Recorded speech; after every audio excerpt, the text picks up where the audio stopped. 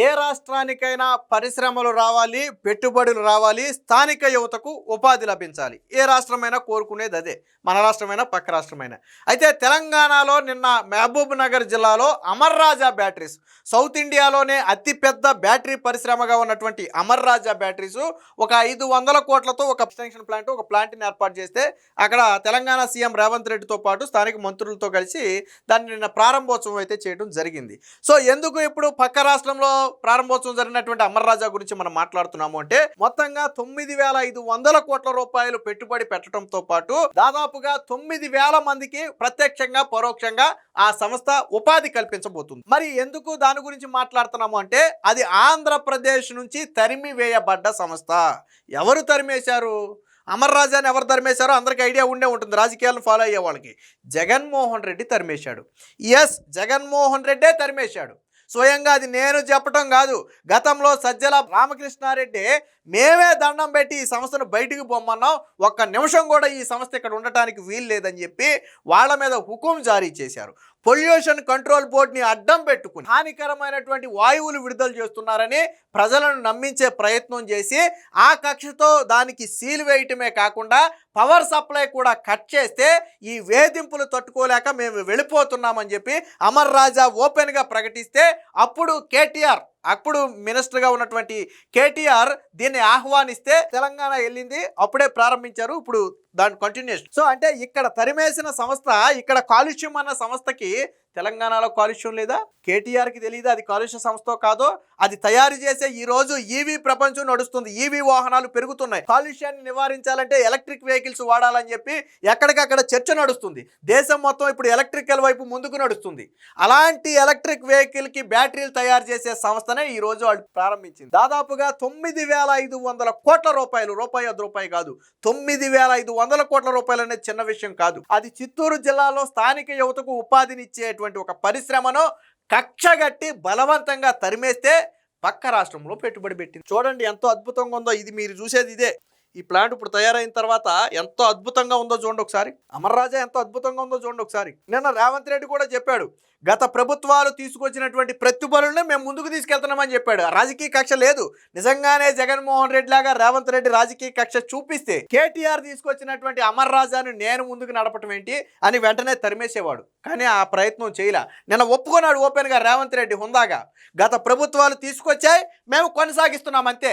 రాష్ట్రానికి పెట్టుబడులు ముఖ్యం. మాకు పాలమూరు బిడ్డగా నేను అక్కడ ప్రజలకు ఉపాధి కావాలని కోరాను. అక్కడ రైతులు భూములు ఇచ్చారు, దానికి అనుగుణంగా వీళ్ళు ఉద్యోగాలు ఇస్తున్నారు. చాలా సంతోషంగా ఉంది. ప్రపంచ దేశాలతో పోటీ పడాలి, జపాన్, చైనా, కొరియా లాంటి దేశాలతో పోటీ పడాలి అంటే మనకు పరిశ్రమలు ఇంపార్టెంట్ అని చెప్పి నిన్న రేవంత్ రెడ్డి చెప్పాడు. ఎంత హుందాగా మాట్లాడాడు. అది కదా ఒక ముఖ్యమంత్రి చేయాల్సినటువంటి పని. మరి జగన్ ఏం చేశాడు?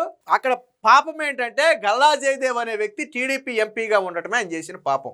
ఇది ఇప్పుడు కాదు, 83లో ఎన్టీ రామారావు గారి టైంలో దీనికి పునాది పడింది ఆ రోజుల్లో. అప్పటి నుంచి ఈ సంస్థ జోలికి ఎంతో మంది ముఖ్యమంత్రులు వచ్చారు వెళ్ళారు, కానీ ఈ సంస్థ జోలికి ఎవరు రాలే. ఒక జగన్మోహన్ రెడ్డే వచ్చాడు. పతనం ఏ స్థాయిలో ఉందో చూసాం కదా. జగన్మోహన్ రెడ్డి పతనం అంటే ఎవరు టచ్ చేయని ఒక విషయాన్ని జగన్మోహన్ రెడ్డి ఏమనుకుంటాడంటే చాలా గొప్ప అనుకుంటాడు. పరిశ్రమలను కక్షగట్టి పంపేయటం కావచ్చు, గతంలో ఎవరు అలాంటి పనులు చేయలే. లేదా చంద్రబాబు గారిని దొంగ కేసుల్లో అరెస్టు చేయాలి, గతంలో ఎవరు సాహసం కూడా చేయాలి. రామోజీరావుని తప్పుగా చిత్రీకరించాలని రామోజీరావుని కూడా ఇబ్బంది పెట్టి అమరావతి రైతులను ఇబ్బంది పెట్టాడు. కర్మ అనేది ఎంత బలంగా తగిలిందో చూసాం కదా జగన్మోహన్ రెడ్డికి. 151 అని విర్రవీగితే ప్రతిపక్ష హోదా కూడా ఇవ్వకుండా అసెంబ్లీలో అడుగు పెట్టాలంటేనే భయపడే పరిస్థితి జగన్మోహన్ రెడ్డికి తీసుకొచ్చింది ప్రజలే, మీరు తీసుకున్న విధానాలే. సో ఈ రోజు అమర్ రాజా గురించి మనం ఎందుకు మాట్లాడుతున్నామంటే, ఈ రోజు అక్కడ హ్యాపీగా పెట్టుబడులు పెట్టింది. దీనికి నిన్న నారా లోకేష్ గారు స్పందించారు. మనం ప్రధానంగా మాట్లాడటానికి రీజన్ ఏంటంటే, నిన్న నారా లోకేష్ గారు క్షమాపణ చెప్పారు. ఎవరికి? అమర్ రాజా బ్యాటరీస్కి క్షమాపణ చెప్పారు. గత పాలకులు చేసినటువంటి ఆ పనుల వల్ల ఈ రోజు అమర్ రాజా బ్యాటరీస్ చిత్తూరు నుంచి పక్క రాష్ట్రం వెళ్ళిపోవాల్సి వచ్చింది.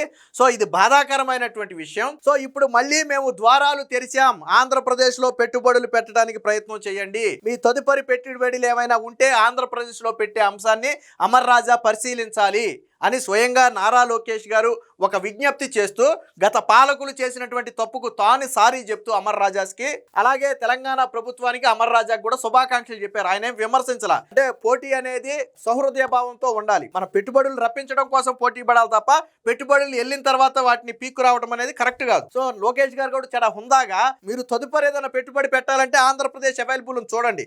గతంలో లాగా వేధింపులు లేవు, ఇప్పుడు పరిస్థితులు మారాయి ఆంధ్రప్రదేశ్లో.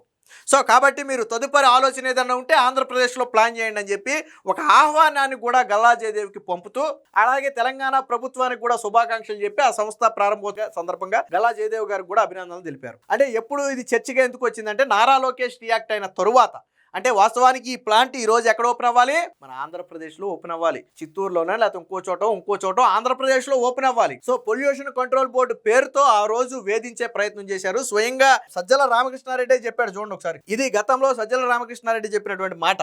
మేమే దండం పెట్టి పొమ్మన్నాం, అమర్ రాజా ఉండటానికి వీల్లేదు, కాలుష్యంతో ప్రజారోగ్యానికి నష్టం, పర్యావరణ హిత పరిశ్రమలే కావాలి, ఒక్క నిమిషం కూడా ఉండొద్దు అని సజ్జల రామకృష్ణారెడ్డి అంటే, సమయం ఇచ్చిన రూపాలను సరి చేసుకోలేదని అప్పుడు అటవీ శాఖ కార్యదర్శిగా ఉన్నటువంటి విజయ్ కుమార్ మాట్లాడాడు. బహుశా ఈ విజయ్ కుమార్ మరి పవన్ కళ్యాణ్ మీద కేసులు పెట్టిన విజయ్ కుమార్ ఒకటేనా, నాకు అంత ఐడియా లేదు, బహుశా తెలియదు. ఇది పరిస్థితి. సో దీనికి సంబంధించిన వార్త కూడా చూడండి. అప్పట్లోనే సుప్రీంకోర్టుకి వెళ్ళింది ఎవరు? అమర్ రాజా బ్యాటరీస్ సుప్రీంకోర్టుకి వెళ్తే అప్పట్లో ఎదురు దెబ్బ తగిలింది. చూడండి, సుప్రీంకోర్టులో ఏపీ ప్రభుత్వానికి చొక్కెదురైంది. అమర్ రాజా బ్యాటరీస్ యాజమాన్యంపై ఎటువంటి బలవంతపు చర్యలు తీసుకోవద్దని ఆంధ్రప్రదేశ్ ప్రభుత్వానికి సుప్రీంకోర్టు ఆదేశించింది. కాలుష్య నియంత్రణ మండలి అమర్ రాజ్ బ్యాటరీస్ కంపెనీని ఫిబ్రవరిలో జారీ చేసిన షోకాజ్ నోటీసుకు తదుపరి చర్యలపై సుప్రీంకోర్టు స్టే విధించింది. నోటీసులపై చట్ట ప్రకారం ముందుకు వెళ్లొచ్చని హైకోర్టు ఇచ్చిన ఉత్తర్వులను సవాల్ చేస్తూ అమర్ రాజా యాజమాన్యం దాఖలు చేసిన పిటిషన్పై సుప్రీంకోర్టులో విచారణ జరిగింది.